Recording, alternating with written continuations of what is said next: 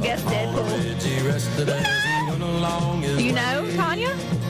I don't. Twister. Oh, yeah. When you All said that that, and then it made me country think country music. You did that on purpose, didn't you, Rhino? I was like, I'm just gonna give it a wild hair. But Twister is doing fairly well. Yeah, I think they were projecting maybe like 55 million, and it's like 145 million. So yeah, it did better. I think it's just so much hype. Like you had so much hype around the first one, and then coming to see like because of the first one and the second one. I have not yet gotten to see it, but it is still on my bucket list of things to get to do. I took your advice, so we're trying to find a kid-free weekend to do it because she already gets nervous about bad weather, so I really don't want to set her up for sleepless nights if it starts to thunderstorm. So I know. Well, I'll tell you, we've been playing baseball this week, and there was some weather coming in, and I was like really paying attention to my radar because I was like, I know now. One thing I didn't mention last week about Twisters is it gives you really good lessons on what to do and what not to do.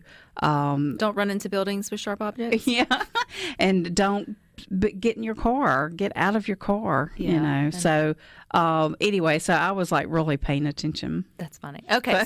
But so this weekend is kind of the telltale. You wonder, I mean, it made 100 and something million last weekend. So if it doesn't recover or come out on top, it's going to be okay because they've got a little bit of stiff competition this weekend. That's right. So we've got Deadpool and Wolverine this weekend. And it seems like it's been a million years since we first started hearing about this. So it's finally out. And I did get to see it yesterday. And it's one of those movies, it stands on its own as far as the plot and everything. But I just don't see how you can really, really enjoy it without having some knowledge of the Marvel world. And one of the main reasons I say that is because, you know, Deadpool has always broken the fourth wall, and he talks to the audience, and he says what we're kind of thinking. And he pokes fun at Fox Studios, Disney, Marvel, DC, himself, like Ryan Reynolds, the actor, Hugh Jackman, the actor. They make jokes about their personal lives. So I feel like if you are not in that world, you may not enjoy it. You're not going to get a lot of the jokes as much. But let me tell you, this was one of the best openings. And like Twisters, get there, don't miss the opening scene because it is not to miss. It is so good. You know, just typical Deadpool. But in this one, Wade Wilson, it's 2018. We're kind of picking up where we left off in the last Deadpool movie.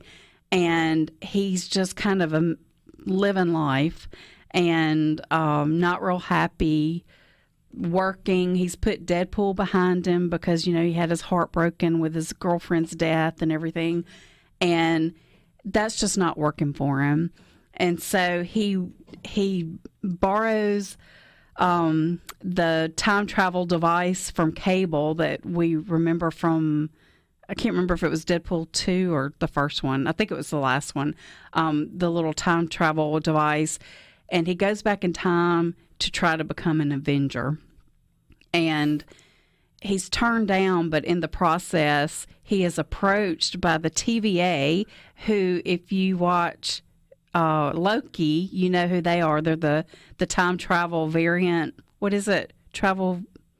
I don't know. Rhino would have to save us on authority. That one. But it is the second Deadpool, Rhino said. Okay. And anyway, so, you know, they see an opportunity to recruit Deadpool to maybe save one of the timelines. Variance Authority. Yeah, thank you.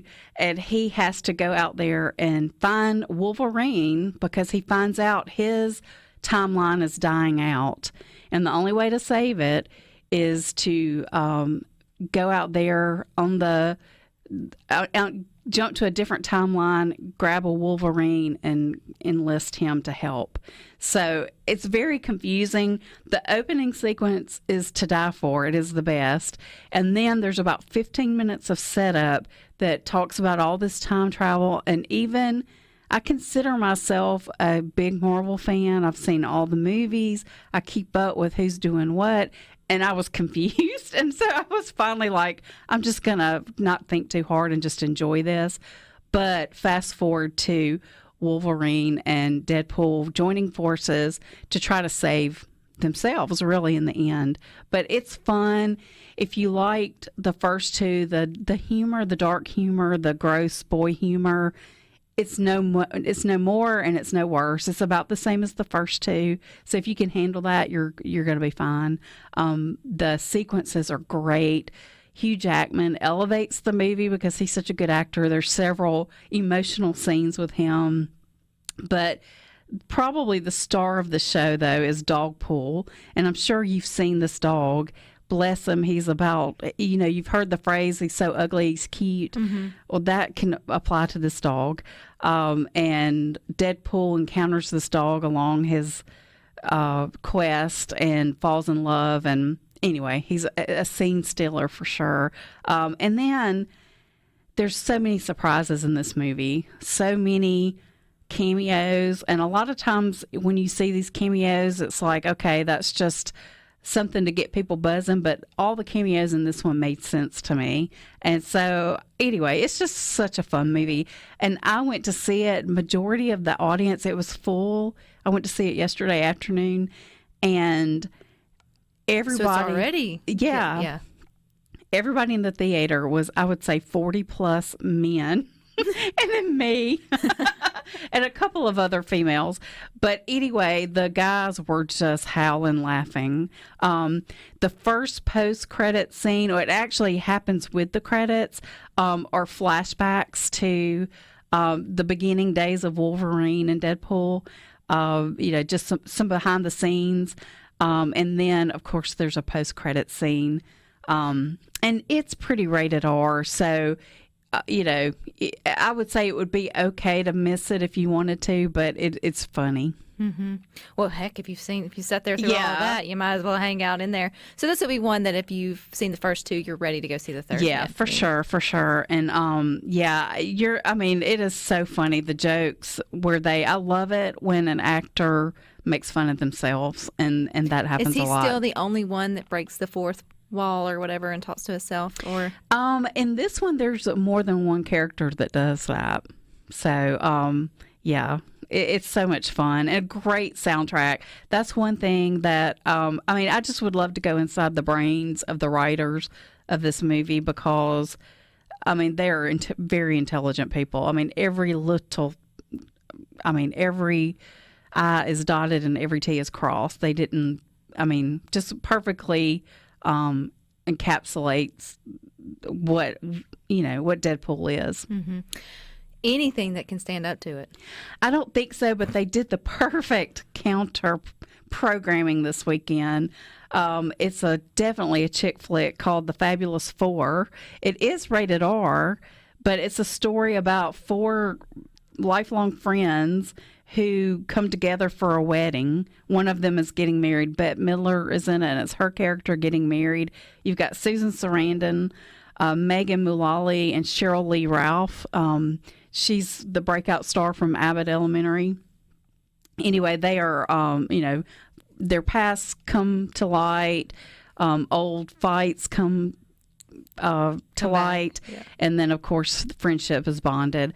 So that is definitely, I would think your major audience that's going to see that does not want to see Deadpool. And probably the major audience that wants to see Deadpool is probably not going to see that. Right. So there is something, but both options are very much rated R, so keep that in mind. Have you seen the other one? I have not seen it yet, but I will see it. I'm one of those weirdos that's in both. Both. Yeah. I want to see both of them. That's okay. Yeah, I still find it good that they're making more movies with people who are older in age or advanced in age. Still living life and having a good time and showing them in a positive light, because you can live life to the fullest no matter what your age. That's right. And these actresses, they are not slowing down. They're all so good and talented, and it's going to be fun to see that group together. I guess, is Minions still out? Yes, it is still out, and so you've got Despicable Me 4, if you haven't seen it yet. And then this week, just a few days ago, it was announced that Inside Out 2, which is still out there, is the #1 animated movie of all time. Wow. Isn't that hard to believe?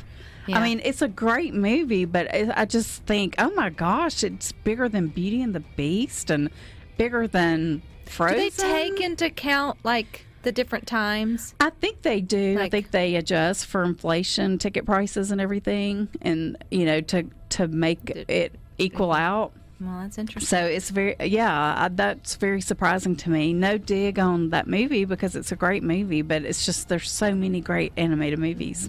Yeah. All righty. Thank you, Tanya. We got more for you.